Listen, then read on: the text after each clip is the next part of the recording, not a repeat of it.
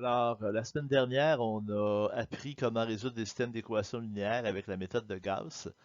Aujourd'hui, on va aller un petit peu plus loin avec la méthode de Gauss-Jordan.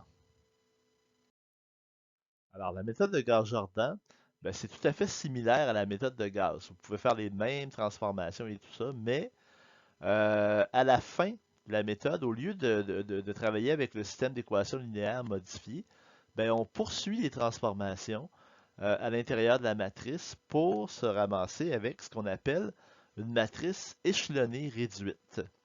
Qu'est-ce que c'est qu'une matrice échelonnée réduite? Ben, le premier élément non nul de chaque ligne est un 1, et on l'appelle le pivot. Et cet élément 1 doit être le seul élément non nul de la colonne. Autrement dit, quand vous avez un 1 au début de la ligne, ben dans la même colonne, vous devriez avoir que des zéros, autant en bas qu'en haut. C'est ça qui est nouveau. Avant, on avait des zéros en bas, mais là, on va avoir des zéros en haut également. Et allons-y d'un exemple tout de suite. On veut résoudre donc le système d'équations linéaires que vous avez ici avec Gauss-Jordan. Alors, partons avec notre matrice augmentée. On va permuter les lignes 1 et 2. Question d'avoir un 1 en première ligne pour se simplifier la vie pour la suite. Alors, voici la matrice que j'obtiens après avoir permuté les lignes. Et par la suite, on va éliminer le 2 qui est là et le 1 qui est ici, en faisant d'abord ligne 2 moins 2 ligne 1 pour éliminer le 2, et ligne 3 moins ligne 1 pour éliminer le 1 qui est en bas. Alors, vous voyez, ligne 2 moins 2 ligne 1, ligne 3 moins ligne 1, ça me donne la matrice suivante.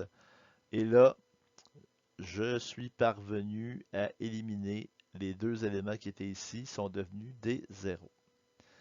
Maintenant, je veux régler le cas de la deuxième colonne. Alors, ce que je veux avoir, c'est un 1 ici, cet élément-là, ce que j'ai déjà, mais avoir des zéros en bas et en haut. Alors, comme opération, qu'est-ce qu'on va faire? Ben, on va éliminer le 1 qui est en bas en faisant ligne 3 moins ligne 2.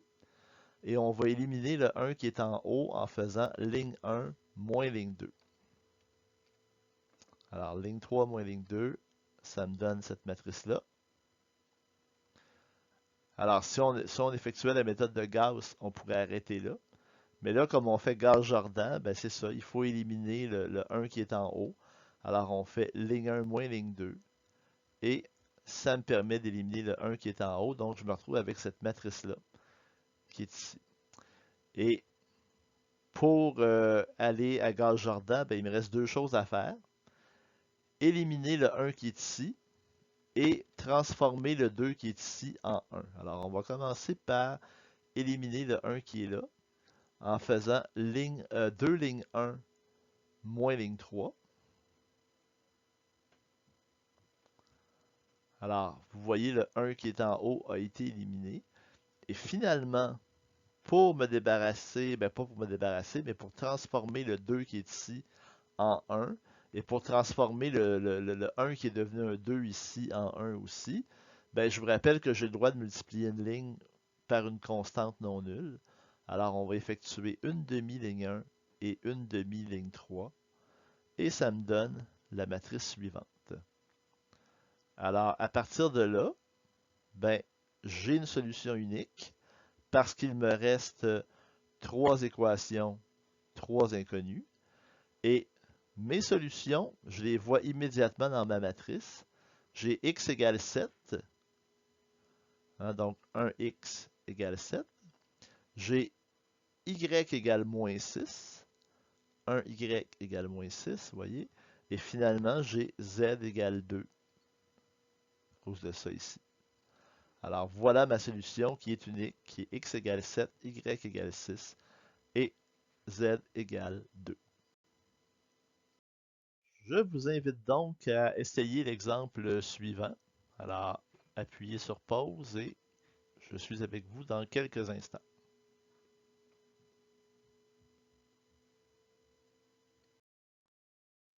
Alors, on va résoudre ce système. Donc, voici la matrice augmentée qui est associée à ce système. On va commencer par se débarrasser des éléments de notre première colonne.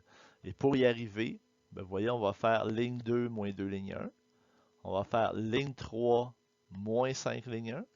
Et on va faire ligne 4 moins ligne 1. Alors, voici ce que ça nous donne. Donc, ça nous donne cette matrice-là. Ensuite, on va se débarrasser des éléments indésirables dans la colonne 2. Donc, on va pouvoir faire ligne 3 plus 6 ligne 2, ligne 4 plus ligne 2, et pour éliminer le 1 qui est en haut, on pourra faire ligne 1 moins ligne 2. Alors, voici les trois opérations que je viens de vous nommer, et ça me donne donc cette matrice-là que j'ai ici. Alors, on est sur la bonne voie. On se constate que la quatrième ligne est devenue une ligne de 0. Alors ça veut dire que finalement, il ne nous reste que 3 équations et 4 inconnues. Donc, c'est clair qu'on aura une infinité de solutions. Mais on va terminer le processus de Gauss-Jordan. Pour terminer le processus de Gauss-Jordan, ben, on va éliminer le moins 5 qui est ici et le 7 qui est là, en effectuant les opérations suivantes. On va effectuer 39 ligne 1 plus 7 ligne 3. Et on va faire 39 ligne 2 moins 5 ligne 3. Et ça me donne donc la matrice augmentée suivante, où est-ce que on a maintenant presque la forme échelon réduite. Tout ce qui me reste à faire pour avoir la forme échelon réduite, c'est de me débarrasser des 39 qui sont ici par des 1. Alors, pour obtenir ça, ben, il suffit de multiplier les lignes par des constantes. Alors, on va faire 1 39e ligne 1, 1 39e ligne 2 et moins 1 39e ligne 3. Ce qui va me donner donc la matrice suivante. Et comme il reste donc 3 équations et 4 inconnues, qu'il y a moins d'équations que d'inconnues, donc je sais qu'il y a une infinité de solutions. Et la forme générale des solutions, ben, je peux la trouver directement à partir de ma matrice finale. Je peux voir que x est égal à 9 39e plus 3 39e w, que y est égal à 27 39e moins 30 39e w, que z est égal à 60 39e moins 6 39e w, et si je pose que w est égal à t, ben voici la forme générale de mes solutions qui est là. Et je vous rappelle que dans un cas comme ça, ben, on dit que W est une variable libre parce qu'on peut lui donner n'importe quelle valeur, alors que Z, Y et X sont des variables liées.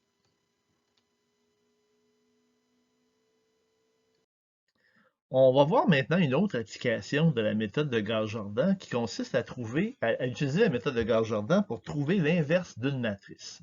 On a déjà vu comment on pouvait trouver l'inverse d'une matrice en utilisant la matrice adjointe, mais on a aussi vu que c'était quand même long comme méthode. Alors, il y a peut-être moyen de faire mieux avec la méthode de Gauss-Jordan. Comment on va procéder? Ben, voici un extrait de vos notes de cours. Alors, on veut inverser la matrice 2, 8, 1, 5 que vous avez ici. Je vous rappelle que l'inverse d'une matrice, quand on a l'inverse de la matrice A, ben, si on multiplie A par son inverse, ça doit nous donner la matrice identité. Alors, cette matrice inverse-là qu'on cherche, on va l'appeler la matrice XYZW. Et je vous rappelle qu'on veut que le produit de la matrice 2, 8, 1, 5 par la matrice XYZW nous donne la matrice identité. Alors, quand on fait le produit de A avec le A-1 qu'on a posé, ben, ça nous donne les éléments suivants. Donc, on a 2x plus 8z, 2y plus 8w, x plus 5z et y plus 5w, qui est égal à la matrice identité. Trouver les x, y, z et w, ben, ça revient dans le fond à résoudre ces deux systèmes d'équations linéaires-là à deux équations, deux inconnues. On a le système 2x plus 8z égale à 1 et x plus 5z égale 0 fait avec les éléments de la première colonne. Et 2y plus 8w égale 0 et y plus 5w égale 1 fait avec les éléments de la deuxième colonne. Remarquez que dans les deux systèmes d'équations, les équations, les parties de gauche des équations sont les mêmes. Il y a seulement que les parties de droite qui changent. Alors, ce qu'on va faire, ben, on va utiliser la méthode de Gauss-Jordan pour résoudre les systèmes d'équations dont on vient de parler, mais au lieu de le faire deux fois, on va le faire seulement qu'une fois. On va résoudre les deux systèmes simultanément parce que c'est le même système à peu près qu'on a à résoudre. Alors, c'est comme ça qu'on va trouver l'inverse de la matrice. Et la méthode de Gauss-Jordan pour trouver l'inverse d'une matrice, ça se résume un peu de la façon suivante. Vous avez du côté gauche la matrice A, qui correspond à la matrice que vous avez dans le fond ici.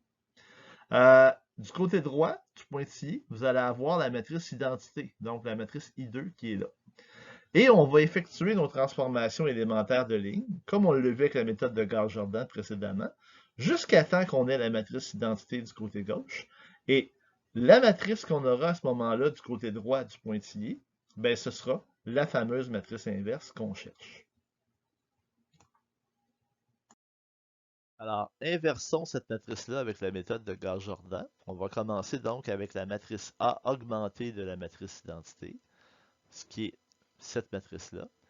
Et on va utiliser Gauss-Jordan, donc on va se débarrasser d'abord du 1 qui est ici en faisant 2 ligne 2 moins ligne 1. J'aurais pu aussi permuter les lignes 1 et 2 comme j'ai déjà fait, mais bon, c'est un autre chemin tout simplement. Alors si je fais 2 lignes 2 moins ligne 1, ben vous voyez, mon 1 est devenu ici un 0. Et dans ma deuxième colonne, ben, pour me rapprocher de la forme échelon réduite, ben, il faudrait que je me débarrasse du 8 qui est ici. Alors je peux faire ligne 1 moins 4 ligne 2. Et effectivement, vous allez voir, je me retrouve avec la matrice 2, 0, 0, 2 à gauche. Et pour arriver à la forme échelonnée réduite, ben, il suffit tout simplement que je me débarrasse de mes 2 ici et que j'ai à la place des 1. Alors, tout ce que j'ai à faire, c'est l'opération une demi-ligne 1 et une demi-ligne 2. Et je me retrouve avec cette matrice augmentée-là. Et constater une chose, c'est que du côté gauche du pointillé, maintenant, j'ai la matrice identité. Alors, ça veut dire que mon processus est terminé et que la matrice qui est à droite ici est la matrice inverse de A. Alors, la matrice inverse de A, ben, c'est la matrice 5 demi moins 4 moins 1 demi 1. Et je vous invite à vérifier que effectivement, si on fait le produit de A par son inverse ou encore de son inverse par A, ben vous allez bel et bien obtenir la matrice identité d'ordre 2. Alors, je vous invite maintenant à faire l'essai vous-même de la méthode de Gauss-Jordan. Voici la matrice qu'on veut inverser. Alors, commencez avec cette matrice A augmentée de la matrice identité. Effectuez les étapes de Gauss-Jordan jusqu'à temps qu'on se retrouve à la fin avec une matrice identité à gauche.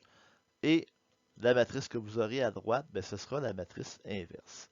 Je vous invite à faire pause et je poursuis ben, quand vous le déciderez.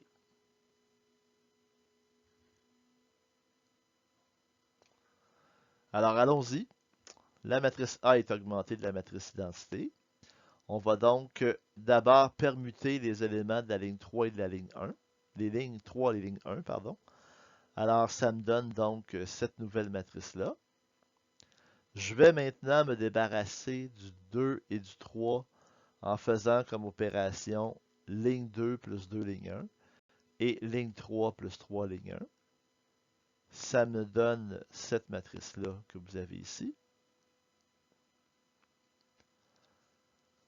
Je vais ensuite me débarrasser du 1 qui est ici et du 5 qui est là en faisant ligne 1 moins ligne 2 et ligne 3 moins 5 ligne 2. Alors voici donc les opérations. Et j'arrive avec cette nouvelle matrice-là. Et il me reste maintenant à me débarrasser du 6 et du moins 4. Alors, les opérations qu'on va effectuer, on va faire 20 ligne 1 moins 4 ligne 3 et 20 lignes 2 plus 6 lignes 3. Il y avait d'autres possibilités aussi, peut-être que vous les avez prises. Si vous arrivez au même résultat à la fin, ben, ça veut dire que c'était correct. Et après avoir fait ces opérations, ben, voici ce que j'obtiens donc comme matrice augmentée. Et j'y suis presque. Tout ce qui me reste, c'est mes moins 20 ici que je dois remplacer par des 1. Alors, on fera comme opération moins 1 vingtième ligne 1, 1 vingtième ligne 2 et moins 1 vingtième ligne 3. Ce qui me donne donc cette matrice augmentée. Et comme je suis enfin arrivé à la matrice identité du côté gauche, ben ça veut dire que cette matrice-là que j'ai ici à droite, ben c'est la matrice inverse. Alors, ma matrice inverse, donc, est celle que vous voyez à l'écran. J'ai juste simplifié les fractions. Mais c'est exactement la même matrice que vous avez à droite du pointillé. Je termine avec un exemple d'application que vous avez dans vos notes de cours. Vous avez le problème suivant. On vous dit que dans un restaurant, on retrouve 20 tables, parmi lesquelles il y a des tables carrées où 4 personnes peuvent s'asseoir, des tables rectangulaires où 6 personnes peuvent s'asseoir, et enfin, des tables rondes où 8 personnes peuvent s'asseoir. On vous dit que le restaurant peut accueillir en tout 112 clients. Toutefois, un certain soir, on comptait 48 clients qui occupaient la moitié des tables carrées, la moitié des tables rectangulaires et le quart des tables rondes. Alors la question, combien de tables de chaque type trouve-t-on dans ce restaurant? Alors, première chose évidemment, nous devons définir nos trois variables. X étant le nombre de tables carrées, Y le nombre de tables rectangulaires et Z le nombre de tables rondes. Je remarque souvent dans un test ou un examen où je mets une question comme ça, parfois les élèves vont dire X table carrée, Y table rectangulaire et Z table ronde. C'est pas suffisant. Il faut préciser que c'est le nombre de tables carrées, le nombre de tables rectangulaires et le nombre de tables rondes qu'on cherche. Nos équations maintenant, ben, on sait que dans le restaurant, il y a 20 tables. Alors, ça veut dire que si j'additionne les tables carrées et les tables rectangulaires et les tables rondes, ben, ça doit me donner un total de 20. Je sais aussi que dans le restaurant, on peut accueillir 112 clients. Alors, si j'additionne le nombre total de personnes que j'ai sur les tables carrées, qui est de 4x, le nombre total de personnes que j'ai sur les tables rectangulaires, qui est de 6y, et le nombre de personnes que j'ai sur les tables rondes, qui est de 8z, ben ça me donne 112. Et finalement, on vous dit qu'un certain soir, où est-ce que la moitié des tables carrées étaient occupées, la moitié des tables rectangulaires étaient occupées et le quart des tables rondes était occupé, ben vous aviez 48 clients. Alors ça veut dire que si j'ai la moitié des tables carrées, ben c'est comme si j'avais 2 clients par table carrée. Donc, j'ai 2x. C'est comme si j'avais la moitié des personnes aux tables rectangulaires, donc c'est 3y. Et si j'avais le quart des personnes sur chaque table ronde, donc ça fait 2z, qui me donne 48. Et là maintenant, ben, on va résoudre avec nos méthodes habituelles. Donc, ça pourrait être la méthode de Gauss, par exemple. Alors, allons-y. Résolvons pour la première colonne. On a ligne 2 moins 4 ligne 1 et ligne 3 moins 2 ligne 1. Voici la matrice qu'on obtient. On va maintenant régler pour la colonne 2. On va permuter les lignes 2 et 3 pour avoir un 1 au milieu. Et là, ben, on va régler en faisant ligne 3 moins 2 ligne 2 et ligne 1 moins ligne 2. Finalement, c'est la méthode de Gauss-Jordan que j'utilise et non pas celle de Gauss. Donc, voici ce que ça donne. Et on va se débarrasser du 1 qui est ici en faisant 4 ligne 1 moins ligne 3. Alors, ça me donne cette matrice. Et pour avoir la forme échelonnée réduite, ben, j'ai simplement à multiplier ma ligne 1 par un quart et ma ligne 3 par un quart, ce qui me donne la matrice suivante. Alors, voici ma solution. Dans le restaurant, il y a 8 tables carrées, 8 tables rectangulaires et 4 tables rondes. Donc, voilà comment on peut utiliser nos systèmes nos méthodes pour résoudre des problèmes comme ceux-là. Alors, vous êtes maintenant en mesure de compléter les exercices que vous voyez à l'écran. Là-dessus, ben, merci de votre écoute et on se revoit bientôt.